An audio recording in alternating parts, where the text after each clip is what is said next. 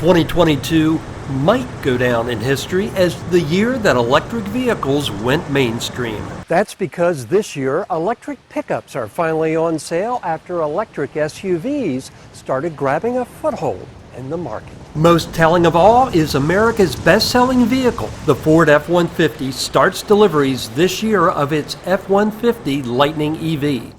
Ford sold more than 462,000 pickups in 2021 and has produced over 40 million since they first started rolling off the line in 1948, with Ford saying it will produce 150,000 F-150 EVs a year, with more than that already reserved by customers.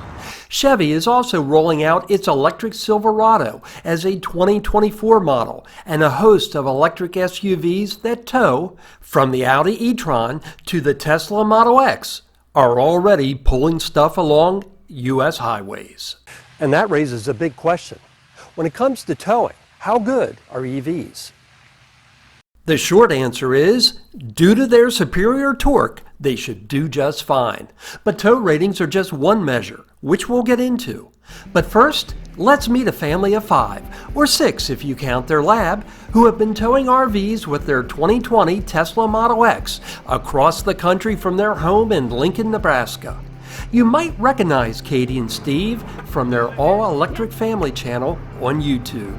Yeah, we have towed with all sorts of vehicles, from your everyday SUV to an excursion to F-150s. So we've done quite a bit of towing, and have made the switch to EV because we like to learn new things and try new things. So it was his idea to give it a shot with our Model X, and it's been a fun adventure. They've been towing a 22-foot 2021 Coachman Apex Nano bunkhouse RV, which tips the scales at around 4,800 pounds fully loaded. Their Model X has a maximum tow rating of 5,000 pounds. One of the things they love about towing with an EV is the added stability. One of the very surprising things, I don't know why I was surprised by this, I should have figured this out, was the stability of the actual electric vehicle. That when towing is just bar none. They've been so pleased with their EV towing experience that they're now ready to take it to the next level. They've put reservations down for both the Rivian R1T pickup and the Ford F-150 Lightning EV. Why both? Because of the chip shortage, battery constraints, and pandemic-induced supply issues. Many models now have delivery backlogs stretching 6 months or more. They'll likely buy whichever of the new pickups is available first. It's crazy. I am super excited to try some of these trucks that have, a battery pack that's, 35% bigger than the Model X, potentially even more. But, so that weight, that stability, the bigger body, I'm anticipating that at least the Lightning, I would imagine the R1T as well, will be just as stable as our F350, and it'll be a fun experience on that side of things for me. The Lightning, depending on the option package, has a tow rating of up to 10,000 pounds, while the R1T can tow up to 11,000 pounds. Just like gasoline pickups, the range of EV pickups will take a big hit when towing, with Rivian estimating up to half its range of 314 miles could be lost when towing a heavy load. And that brings us to charging. Ford says its Lightning can refuel from 15 to 80% in 41 minutes. Both the Lightning and Rivian hit peak charging speeds of about 150 kilowatts. But here's the rub. Unlike gas stations, most EV charging stations feature pull-in charging instead of pull-through charging, meaning that in many cases, EV riders will be forced to unhitch. EV Rider reached out to the media department at Electrify America, which is the nation's largest public fast-charging network, along with Ford and GM and Rivian, to ask about whether there's a plan to avoid needing to unhook. But only GM responded, writing basically, offering a polite no comment that reads, "Unfortunately, our team doesn't have the bandwidth at this time to support your request." Katie says so far, unhitching while charging hasn't really been an issue.